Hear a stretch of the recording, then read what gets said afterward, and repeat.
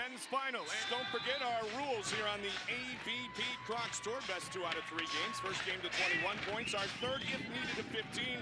As always, rally scoring a point per play, and you must win each game by 2 points. It's the number 2 seed of Dalhausser and Rogers against the number 3 seed of Rosenthal and Gibb.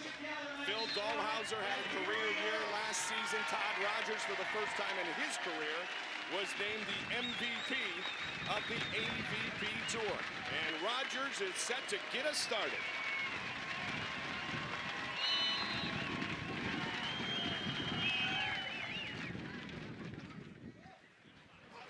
Rosenthal, Sean Rosenthal with the first point.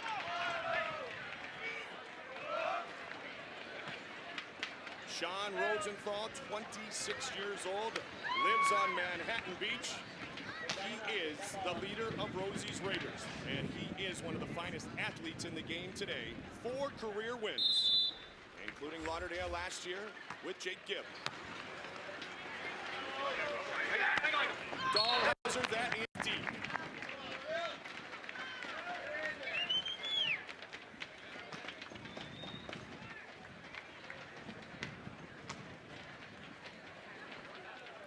So a good start so far for Rosenthal and Gibb, leading 2-0.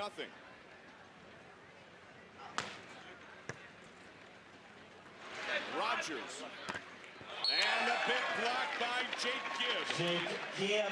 31 years old from Bountiful, Utah, in his 9th season. 7 career wins, including the last 2 years being the winner here in South Florida. 2 seasons ago in Lauderdale with Steinmetzger, last year with Rosenthal. He wants to open up here in Florida with a 3rd consecutive win. Wow, that ball really hung up there in the air. And Rosenthal keeps it in play. The Thin Beast. Phil Dalhausser, the AVP's most improved and best blocker 1 season ago, the biggest guy on tour, and as Karch has said before, he has the potential to be the greatest blocker ever. Playing in front of family and friends here today. Dalhausser and Rogers, the first team in over a decade to have 8 wins in a season last year. They were in 13 Final Fours. And the service error by Dalhausser. 4-1 here. Game 1. Todd Rogers, the reigning MVP of the AVP, 3-time Defensive Player of the Year. And those awards came in the last 3 seasons, 04, 05, and 06. Longtime playing partner of Dax Holdren, as Chris McGee talked to him about. They train together still in Santa Barbara, California. And a service error both ways, but a good start, St-John, for Rosenthal and Gibb. Incredible. I mean, the first hit by Rosenthal in this game, he just beat the snot out of it cross court straight down, and they've been playing very well. If they can keep this up, they got a shot. But, you know, with this wind, anything can happen. You can see there were 2 missed serves in a row here. So the serve, you got to serve tough, but with the wind, it makes it more difficult. Rosenthal and the Thin Beast, Dalhausser was there. So both Gibb and Dalhausser are on the board with blocks. We got ourselves a timeout, ladies and gentlemen. How about a huge round of applause? Well, let's see how these teams were able to advance with our tournament recap. We start with Gibb and Rosie. Well, Gibb and Rosie had a very easy road yesterday. Not so much easy in terms of the matches, but only having 2 matches. It was a 24-team draw, winning easily in the first round and then going to the 3rd against Anthony Medell and Fred Souza. But this morning, look at that, 11-21 and then a 31-33 loss to Dalhausser and Rogers. Then they took me and Kevin Wong down. Olsen and Ring, who had a great tournament. Matt Olsen with his best finish ever. And now they're trying to get back in the winner's circle. For Dalhausser and Rogers, first double and Loomis, not too difficult. I mean, they won by 2 in each game, so it was tough enough. Jennings and Williams, a surprise team for me. They just got together and did really well this event. And of course, Gibb, Rosenthal with that 33-31 game. That could have gone either way. And then Lambert and Metzger, 21-15, 21-19, but a tough match. So Mike Lambert, Stein Metzger, The Crocs Cup winners 1 season ago, Lambert and Metzger, they lose in the semifinals, finish in 3rd. As Karch mentioned, Matt Olson with a career-best 3rd-place finish with Jason Ring. Casey Jennings this year is with Mark Williams. They finished in 5th along with Kevin Wong and the aforementioned Karch Karai. Hayden and Romaine, Medell and Souza in 7th place. You see some names that are spaced next to different names, and we'll get to more of that in just a moment, including you and Kevin Wong, Karch. Tidal wave, an avalanche in the offseason, all the changes that we had. Well, last year, 9 of the top 10 teams on the men's side changed partners, and this year, not quite 9 of 10, but maybe 7 or 8 of 10. But importantly, that 10th one that did not change last year did in this offseason, and that led to a big cascade effect. Furbringer and Jennings. Yes, indeed. Good.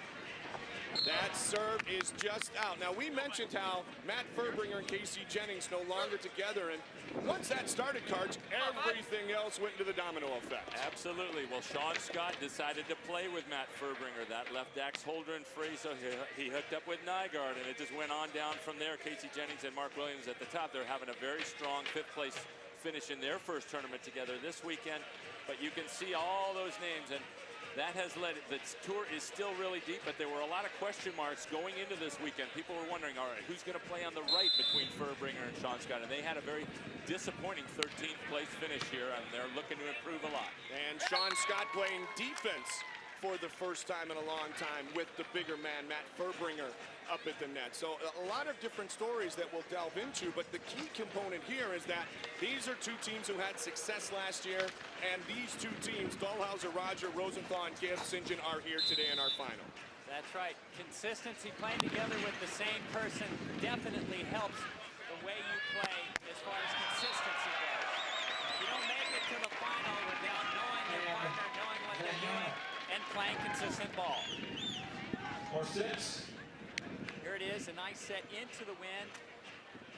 The big hit for the put away.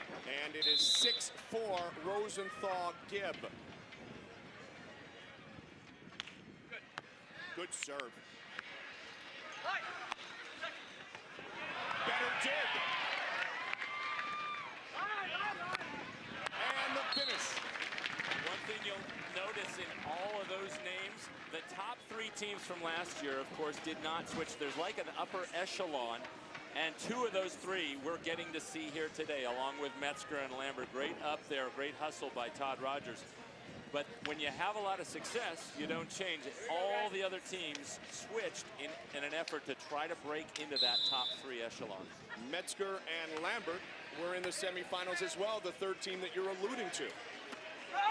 Good change of speeds there by Phil Dalhausser, learning the game every minute he steps on the court.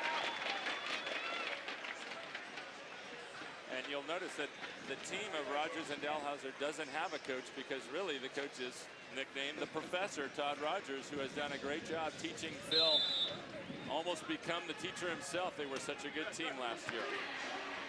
How do you coach a professor? And over the top, Jim Gibb.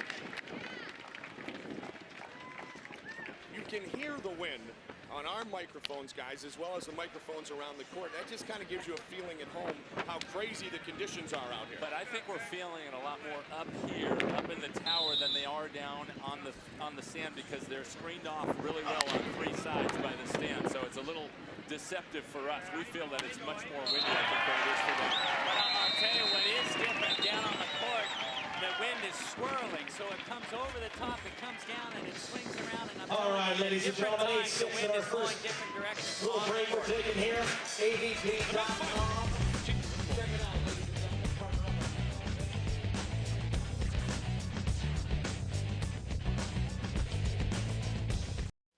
Welcome back to the AVP Tour Miami Open.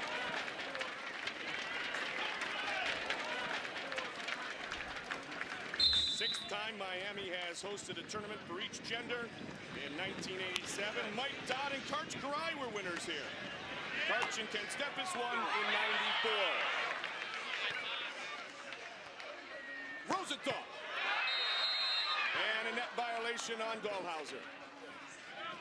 No, they're calling it on Oh, they're going to call it the other way. They're going to call it on Rosenthal. I think that they went under the net, which interfered with Dalhausser and caused him to fall. But Gibb doesn't know it yet. He thinks he gets to serve. St. John, you mentioned that swirling wind, and you could really see it on Dalhausser's last service toss. It went like 4 feet farther ahead than he wanted it to. And barely got that serve in as a result.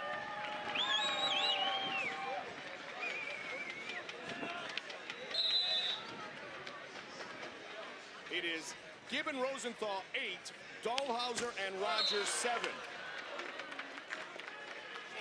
So indeed, the initial call was, you thought, against the Thin Beast, but it went the other way. And now it is 9-7 Gibb Rosenthal. And Gibb and Rosenthal have to be happy that Dalhausser is having such trouble with his toss in this kind of wind. They said he was very effective with his serve, especially in the first game of their loss earlier at 21-11. Net serves are allowed on the beach. Rogers up tight with the joust, and he wins. Watching the big That's joust. that extra conditioning that Todd Rogers has been going through. Exactly. We were talking about it with Todd Rogers before, and he said this is the first time they have thought more about lifting weights and conditioning. Look at him power through Gibb there, and less about volleyball. A year ago, they were a new team. They had to spend a lot of time on the court together. Last year, they played so many events that they've focused a lot more on really getting as strong as possible going into this 2-year push to try to qualify for the next Olympics. Working out with his new fitness coach, Bob Alejo, who has worked with some of the best of the best. Kent Steffes, of course, St. John, and Todd Rogers, his wife Melissa, with a strong fitness background as well. So he's starting to take that other stuff to the same level he takes his volleyball prep to. Well, look at him. He just looks massive. Hey, you don't have to be strong and muscular to play great volleyball. I think he is stronger, but you know, if you look at him, these guys aren't bodybuilders. When they lift weights, it's very, very specific to the needs, to their needs. Todd was talking about it. He said to his wife, Melissa, well, do you know who this guy is? Well, what do you mean? Of course I know who he is. He's got all kinds of books out, and Kent Steffes had such great success with him. But one of the things Todd works on is the fact that he's only about 6'2" or 6'3". He has to have a good jump, and he has to have that good jump throughout a really long tournament. He can't afford to go into, get tired at times. You can if you're 6'9", but not if you're 6'2". Good serve, forced the bad pass. Gibb trying to make something out of it, but he can't. Rogers have tied this game Smart to 10. shot. Rogers does really, really well, and because of his height, he does jump well, but he hits the critical angle. He has more control on his hit than just about anybody, and there's a tough pass on a great serve. The ball comes over, and Todd's just able to dink it over the block. Great control, great court sense. He sees the court and just pokies it in. And I'll tell you why Dalhausser has been having trouble with the serve. He's 6'11". He throws it up higher than anybody else, and it gets caught in the wind. The hard way. Ace for Phil Dalhausser. Our Gold Crown Series is this year existing of the first 3 events on the stop. Of course, this one in Miami, next week in Dallas, and then 2 weeks later in Huntington Beach, California. The winner for the 3 tournaments cumulative on the men's and women's side will get a nice bonus check of $100,000. It's a nice little bonus. That's a good way to start the season. Dalhausser coming off the ace, serves from the other side. This time they have no answer. Rosenthal with the finish. I'll tell you what, it's so hard to block Rosenthal. That set actually kind of went away from Rosenthal, but he jumped so well that he jumped away and still beat that ball. The blocker has a hard time lining up on him. Well, what they do is they run different heights and different speeds, and that time they had a play on where they set him fast and outside, and that keeps Dalhausser off much more off balance as a blocker. Rogers, nice cut, perfectly placed. And Gibb was actually taking his angle, and that ball just barely got under his hands on the angle. I mean, the angle shot here by Todd is as critical as you can get. It just slips under sharp. That's ball control. That's really, really good ball control. Todd Rogers, the #2 active American man in career wins with 22. A mere 126 behind the leader, who is, by the way, announced that, Karch, this will be your final season of pro beach volleyball. Final season competing on the AVP Tour. But we talked to Rosenthal before the game, and those are the exact kinds of plays that he is trying to cut out of his game. He talked about leading the tour in kills last year, but also leading the tour in errors. And you can't lead the tour in hitting efficiency unless you cut out the errors. And he was thinking, And there's another one. he was thinking about that last shot. You look at his face, you can tell he was thinking about his mistake, and then he didn't concentrate and get a good pass. And so all of a sudden, Dalhausser and Rogers pull away for the first time. They lead 14-11. The men's final of the AVP Tour Miami Open continue in a moment.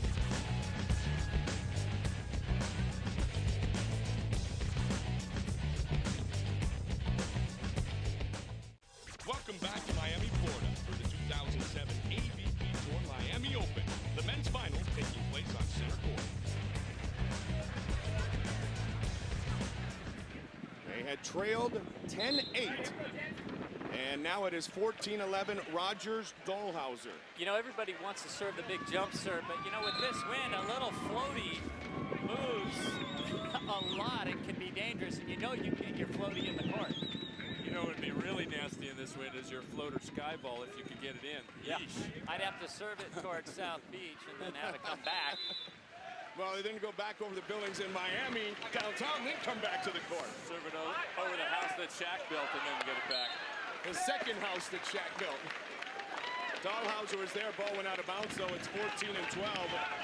All-time head-to-head, Dalhausser and Rogers dominant over Rosenthal and Gibb. They have won 10 of the previous 12 matchups, including all but one on the AVP Crocs Tour. The thin beast off the body of Rosenthal. And they talked about it before the game. You said, how frustrated were you guys at winning the first one and then not being able to win after that? And the answer, of course, was very. It was a one-word answer. And this is, again, the opportunity to do it against the team that really set them in a bit of a tailspin last year, to take charge in this 2007 season kickoff event on the tour. I remember it well. Tempe Lakes Park. And the finish by Rogers. 15-12, 16-12, Rogers Dalhausser. While the team switch sides, will take a break. Back to Miami.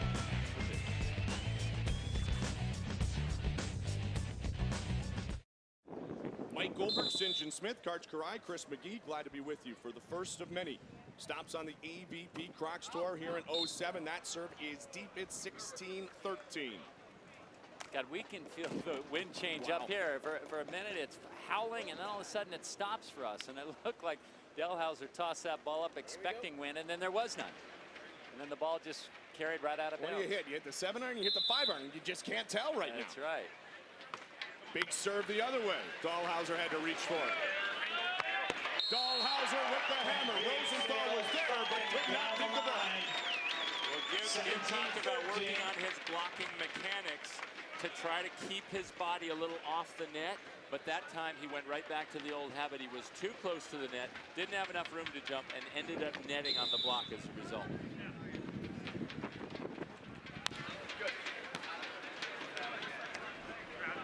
Rosenthal, that was definitely affected. That set, that pass, by the way, no question. Yeah, you know, it looked like that set kind of went straight up and then blew inside, and Sean couldn't get to it. That ball blew inside and right into the hands of big Phil Dalhausser. Here it is, the set straight up, and then he, yes, see that big broad jump to get to the ball? When he broad jumps, he loses height, and he actually contacted that ball at about the height of the top of the net, which is way, way too low when you got Dalhausser about 3 feet above it. Good dig by Rogers. On two.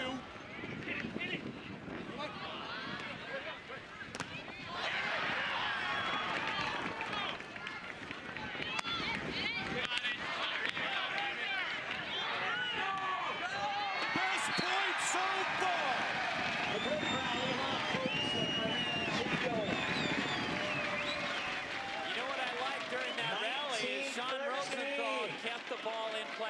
He had a situation where he got a pretty bad set, and sometimes Sean wants to hit everything, but he was able to keep that ball in play and keep the rally alive. Here it is. It's a poking war for a short period of time. Pokey, pokey. And then the big block, the pass, and here he is. He keeps the ball in play, force the other team to make the mistake in these tough conditions. And the other thing I liked was that Dalhausser broke out his hands at the end of that rally, the ball swirling around, and he just is such an amazing weapon to be 6'9", that good a blocker, and have such a nice setting touch. Rosenthal off the block of Dalhausser, 1914. Talk about a tailspin. Rosenthal and Gibb went into a 7 finals losing streak. 7 straight times they were in a final. After that debacle in Tempe against Rogers and Dalhausser, they lost. But internationally in Acapulco, end of last season, they won. So they said, hey, we're 1-0 in our last one final. We want to keep the streak going.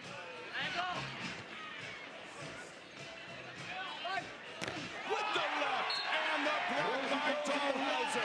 And it finds the corner. You can see this combination. The combination of power and finesse that Dalhausser has at the start of that rally, and then a great set. And then comes the power of the heat of the net. He just shuts down Rosenthal. You talked about Rosenthal and Gibb going to that tournament in Acapulco. They both said to themselves, if we don't win this final, we're not coming home. And they won it. But now they want to make it 2 in a row, and they're way down in this. Facing game point with the ace, Dalhausser. And game 1 goes to Todd Rogers and Phil Dalhausser. The men's final of the AVP Tour Miami Open continue in a moment.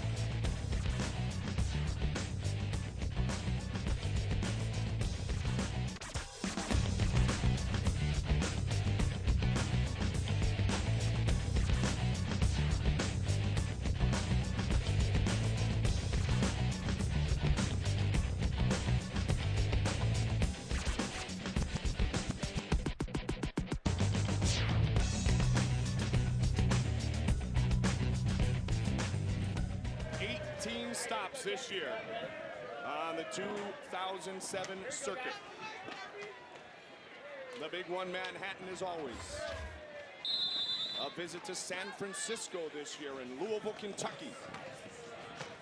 Game 2. Rogers, that's wide.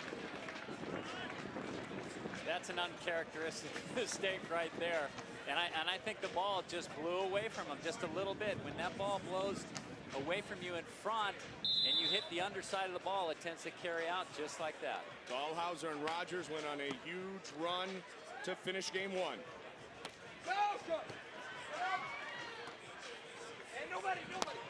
Rosenthal right down the middle. I'll tell you what, Gibb did a good job that time of not allowing Todd to hit that sharp angle back to the line, so Todd had to go over him, which allowed Sean to run that ball down. And they talked about setting up specific practices. They do not practice. The top 3 teams do not practice against each other a lot. Gibb and Rosenthal prefer not to. They bring young guys in to mimic those shots. And a big block by Gibb. Can you really find a youngster to mimic the Finn Beast Phil Dalhausser? Well, they can bring somebody in to work on those very shots you were talking about, Simpson.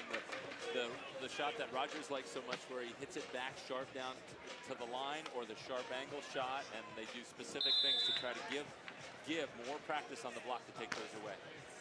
Coming over the top on that, sir. A lot of top spin. And over the top of the pokey. I guess you could. You're not young guys, but you could actually put St. John on your shoulders, Karch, and then you could work like Dalhausser if you were practicing a game, right? But I can't set like Dalhausser. Yeah, now that redefines body weight. You know the weight vest. That would redefine the weight vest right there. None of us can set like him. Unbelievable pair of hands he has. I thought you were going to say almost none of us could put St. John on our shoulders. All right, keep it up. It's early. And that one's deep from Rosenthal. Those are the kinds of errors that Rosenthal is going to have to cut out of his game Talked about it in practice last year, he might try 2-3 on weird the board shots for or crazy Raji. shots. He's trying to cut Back that to out serve. in practice, keep them all in. But we've seen several unforced errors so far today in this final. And for them to get over that hump and start winning consistently on this tour, those have to go in. There's one thing, Susan, about trying new things in practice, because that's where you should, but if all you're doing is trying new things, then you're not defining and redefining the things that have to work on a consistent basis. 4-2 on the board. Agree or disagree? Huh? Yeah, What'd exactly. you say? If you're just being crazy out there and having fun, then when you need to get a consistent shot, you haven't practiced it enough. Hey, you just got to play. I Put know. yourself in every possible circumstance that you may come up against in a game, and then you're going to be better off. The men's final of the AVP Tour Miami Open will continue in a moment.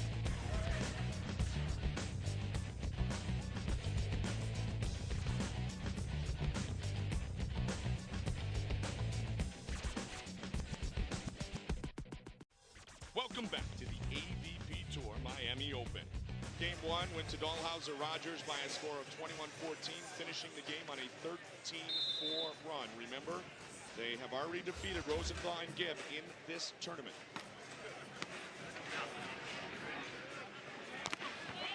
Last time Rosenthal and Gibb defeated, Rosenthal and Gibb defeated Dalhausser Rogers on the AVP Tour was last August in the semifinals of the Brooklyn Open.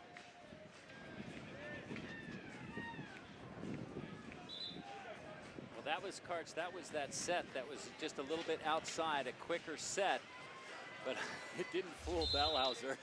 Not that time. And when you don't fool him, it's coming back hard. It's like hitting in a phone booth.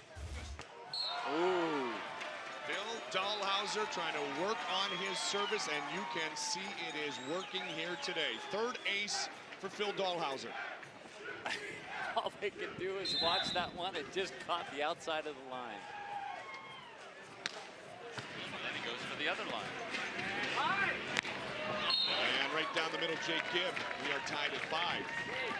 That was a shot that gave us fits earlier today against Rosenthal and Gibb. Jake hits really nice, high, flat shots. And when you hit it that deep in the court, even if you get blocked, it's not going to go down and be a stuff block. It's going to come up somewhere. It's a really good, safe shot, and especially when you're 6'9" and jump well and you hit that, it's very difficult to stop. And it's a hard ball to dig because it's going so deep. You know, even when you're playing deep, your hands are low. You're not ready for the high hit.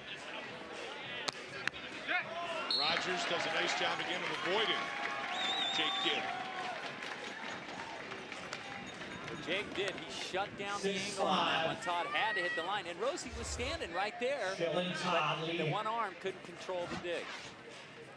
Here it is. The set's kind of close to the net. Jake takes the angle, and he just slips it down the line, right on the line. I mean, that is precision.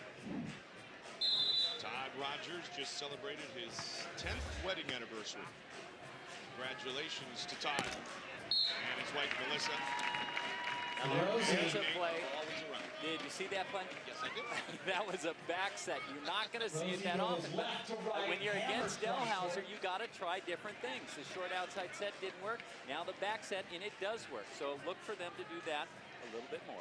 Watching it live, we've got 2 monitors. How would I not see that play? Because your eyes were shut. No, that I can't argue. Rogers. Oh, wow. That's a nice deep hit back to the line. And Rosenthal was in the right general area, but when the ball hits the back line, 7-6. watch how tight this ball is at the end of the court, but just barely catches. I mean, barely catches the end of the line. Even if you're in a perfect position, you're probably going to let that ball go. But if you're a defender and you don't know, you have to play the ball. If you're in doubt, then you must play it. Especially if you're behind. 7-6 Rogers Dalhausser. On 2 with the hammer, Sean Rosenthal. We are tied at 7. Now there's a good play too. That's pretty smart actually. I don't know if he did it on purpose, but with Dalhausser serving, it takes him longer to get up to the net block. If you can pass that ball up so that your partner can hit it on 2, it can be very effective. Especially if you have a partner who jumps like Sean Rosenthal. And not everybody does. 7-all as they change sides, and as they do so, we check into the Crocs lounge. Hey, guess what? Chris McGee's found the kid. Thanks, Goldie. Thanks, St. John. Thanks, Karch. Casey, first let me start off by saying you got 3 guys in the booth that want to talk a lot, so let's take our time and take up as much of their time as possible. Casey, I know you got a 5th place finish. I know you wanted to be in the Final Four. You and Furbringer breaking up, and the guys talked about this earlier. It really started a domino effect. How was it different for you playing with Mark Williams? Oh, totally different. Just going to war with a different guy. I've been with Matt for 4 years, so very exciting. Unsure what was going to happen, but we showed a lot of guts this weekend. I'm very excited, and I was at the same time cheering Furby and Sean Scott on, and I want them to do good every weekend, you know, and I miss them. Who else did you keep your eye on a little bit? That was a new team that you said, they're pretty good, bud. Jay Ring and Matt Olson, 2 little guys making it to the Final Four, and Jay Ring, you know, just going up there and blocking. I played him in practice. He's deceiving. He's good. They're going to be a good team. They got good ball control, and they're fighters. All right, Case, we appreciate it. Just keep chilling in the Crocs lounge. Due to time constraints, we now move ahead in our coverage to later in game 2. In fact, sometimes you take a half step back to win all the majors. And they've won basically the majority of the tournaments, but they never want to lose. I think they're working a little on retooling their game and just making it a lot tighter, getting back to some basics, working on some footwork, some platform work in terms of getting their arms together, their elbows together when they're passing. And that might mean a half a step backward, but they're looking at the long-term picture, and they want to be as good as they can possibly be over the next 2 years. Well, these 4 men here are looking at a long-term picture as well. Success, of course, first and foremost on the AVP Crocs Tour, but the Olympics in 08 in Beijing. And Jake Gibb basically said to us, St. John, he said, these are the 2 most important years of my volleyball career, because I'm in my prime right now. I want to be an Olympian. I want to be a gold medalist in the beach game, and I want to do it this year, get myself comfortable and focus on the ultimate goal, and that is to be the best in the world. Now that ball, there's a little argument of whether or not the ball hit the line or not, and the umpire's going to go over and let the first referee know. Checking the mark. I don't know if we can hear it. Call the ball out of bounds. Yep. You're talking about 2 years. The reason why is because the Olympic qualification is based on the World Tour, and the events on the World Tour starting this year through the middle of next year. So they pick their 8 best finishes on the World Tour to qualify for the Olympics, and there'll be only a maximum of 2 teams from each country. So the Americans are going to be fighting for those 2 spots. 4 fighters here. Aaron pass, and now Dalhausser a chance to put away and win the point, and he does. That just tells you how much wind is down on that court. Jake Gibb doesn't shank a ball right to him that often. That ball was right to him, and he just missed it. The wind is really blowing hard now. It's hard to tell on TV, but I'm just kind of trusting the ball is really moving. Incredible move by both Dalhausser and Rogers. And then the big bang for the point. Karch, international points going towards the Olympics or not, the foundation, though, for all of the American players is the AVP Crocs Tour, because that's where you play consistently. That's where you build your mental game so that you can take it worldwide. But this is the foundation. This is where it all begins. And that's why it's so important, especially for Gibb and Rosenthal, to get over that hump and get into a winning mode and take charge and become one of the very dominant teams out there. More beach volleyball action after this.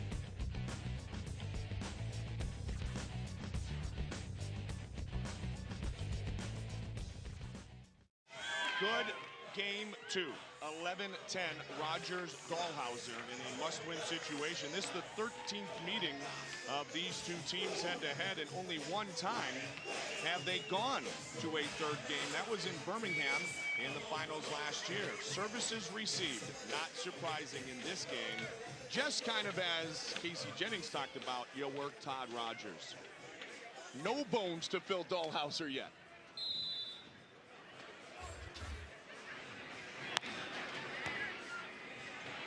Rogers on 2.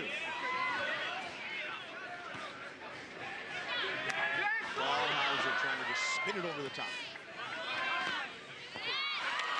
Well, he served Dalhausser that time. Well, and if you're going to serve Dalhausser, serve him tough, because he doesn't pass the ball as well as Todd Rogers. Not to say he's a bad passer, it's just Todd is an incredible passer. So if you can serve him tough, force a bad pass, and hope that Todd doesn't wire him, then you got a shot. So for the first time here in this game, receiving serve was Phil Dalhausser, and we are tied at 11. Mike Goldberg, St. John Smith, Karch Karai, Chris McGee. Our crew here on the AVP Crocs Tour set to go this season. A little bit of a back set. Pushed it back off the net nicely for Phil Dalhausser, did Rogers. Hey, that was a back set for you, maybe. Yeah, well, I understand. For Dalhausser, a set 5 feet off the net is a good set. In fact, it makes it that much harder for the block to line up the hit when you're a little bit off the net. Yeah, normally you want that set maybe 2 or 3 feet off the net to keep you away from the block, but that set was about 5 feet off. And Dalhausser comes in like a normal set, looks at the court, shoots across court because he can see nobody's there. And Rogers just doing an amazing job just to get his hands on that ball and set it cleanly. Getting it to 5 feet off was a feat for this one. Dalhausser with the block. And defending. Gibb tried to sneak it over the top, and Dalhausser denies. Everybody, the women's competition will be next. Like the Women's line final. is open. Someone's Gibb going to win sees their it, first ever and he tournament. reaches that hand, The swats it players down have with his never left. Gibb thought there was won. a little more opening down there. Stick around. Dalhausser is so It's a high great above sight the net, watching it someone win is for really the hard to first get time. shots over Here we him, go. even for a big guy like Jake Gibb, let alone for smaller players. Gibb blocked by Dalhausser again. Rosenthal. Dalhausser finds the line. The hammer Well, that was just a down the line is good. Dalhausser on his offside. 14-11. He starts it with the block. He makes this play with that. The ball's kept in play, but I want to get to his hit. He makes such a great hit. Here he is. He backs up because it's a bad set. He makes the dig, comes in hard, and just hammers that ball down the line. Sean's kind of in the general area, but again, that ball hits the line, and that is just almost impossible to dig. Chants in the crowd of UCF for the University of Central Florida. And Phil Dalhausser, who scores himself with Todd Rogers, another point. I tell you what, that's how good a blocker Dalhausser is. He has blocked Jake Gibb now 3 times in a row. One of them barely came up. You never see Gibb get blocked 3 times in a row. The only guy who can do it out here right now is Dalhausser. He's just dominating at the net. And what he's doing, at least on that particular play, he really sealed all of the line, and he gave the angle to his partner. He got his hands on another one, but Gibb able to power through finally. Almost a 4th in Getting a row. through. This game was 12-15. starting to look very much like game 1 in that it was close at about the 10s or 11s, guys, and then that 13-4 run was part of the finish, but the big run to finish off and win 21-14. Gibb and Rosenthal were in danger of falling into that same trap. 15-12, though. Gibb and Rosenthal must win to force a game 3. Rogers over the top of Jake Gibb.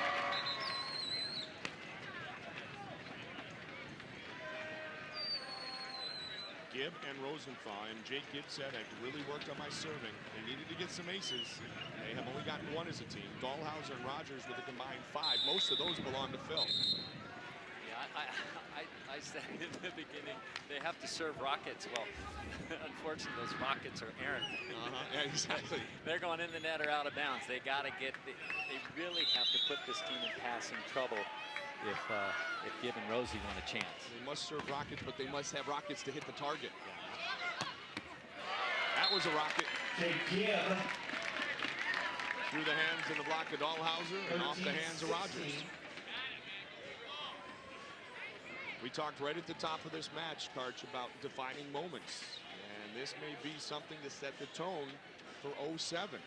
If Dalhausser and Rogers run through Gibb and Rosenthal in 2 straight games again, that would be 2 times they've done it here this weekend.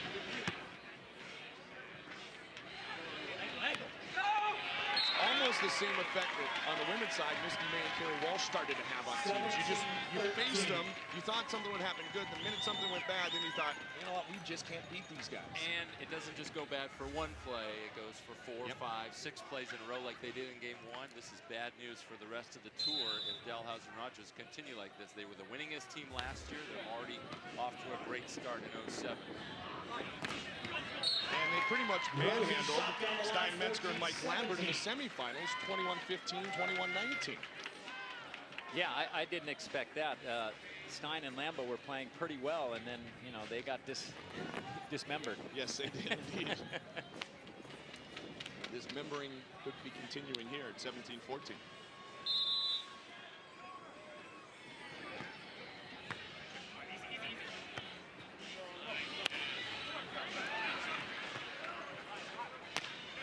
Gibb, is that off the hand? Nope.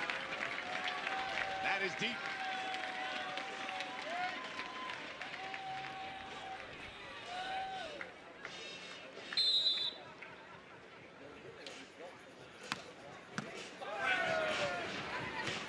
And another big serve.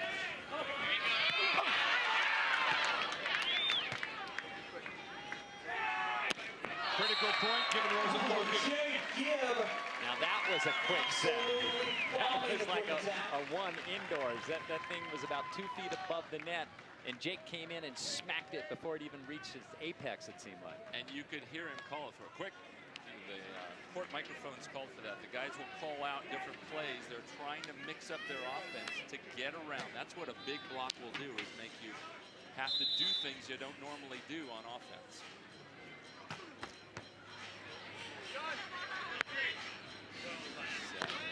Rogers, he caught the line, 19-15. I'll tell you what, that's a heck of a hit. That was outside, not real close to net. He pulled that baby sharp and cross court inside Jake's block, and it just barely, again, caught the line. When you're hitting lines like that, you know, the other team's in a whole lot of trouble. 19-15, Rogers serving. And it is 19-16.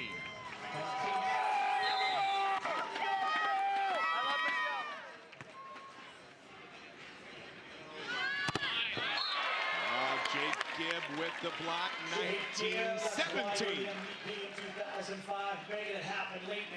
Wow, Jake needed that. You know, they need something to go right on their side, and this is it. To finally stop Todd, and to stop him impressively, reaching up and over, taking that angle hit away that he's been missing almost all match. Gibb looking to capture his 3rd straight season opener. 2 years ago in Lauderdale with Metzger, last year with Rosenthal. On 2, and Gibb all of a sudden is the man.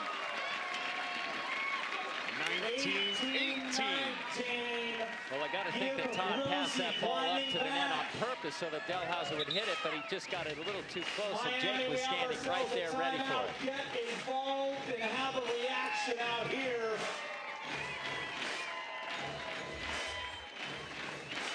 1 year ago, we were up on the beach a little bit north from here, beautiful Fort Lauderdale, Florida. And it was none other than Gibb and Rosenthal who won that event, but it was, as I mentioned earlier, the only victory of the season on the AVP Tour. And they were in 6 finals. Fernbringer and Jennings won in Seaside Heights. They always seem to win in Jersey. Lambert and Metzger, Dalhausser and Rogers, the 2 most dominant teams. Other than that, they really ruled the division 1 year ago.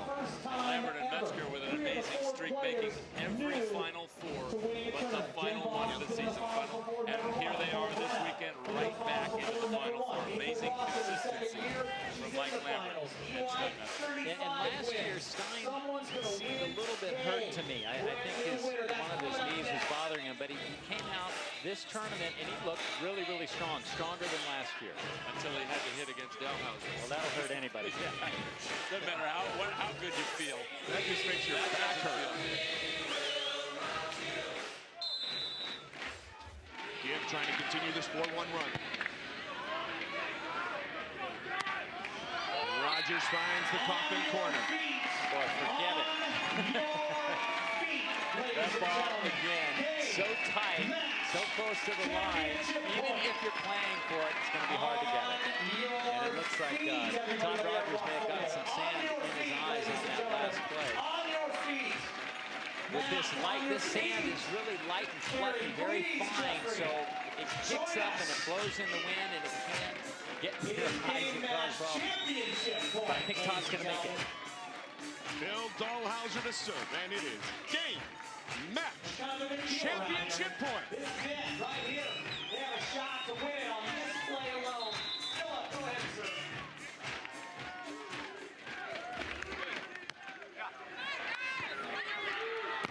And it is all over. Todd Rogers and Phil Dalhausser have won here in Miami. Give it up for Rosie and Gibb, ladies and gentlemen. I hope that was a family.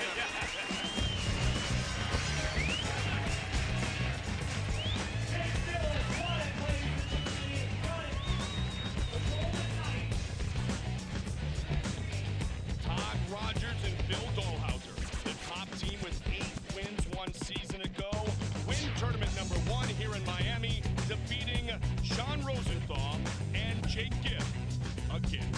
So for my partners, St. John Smith, Karch Karai, and Chris McGee, Mike Goldberg saying so long from Miami, where you have been watching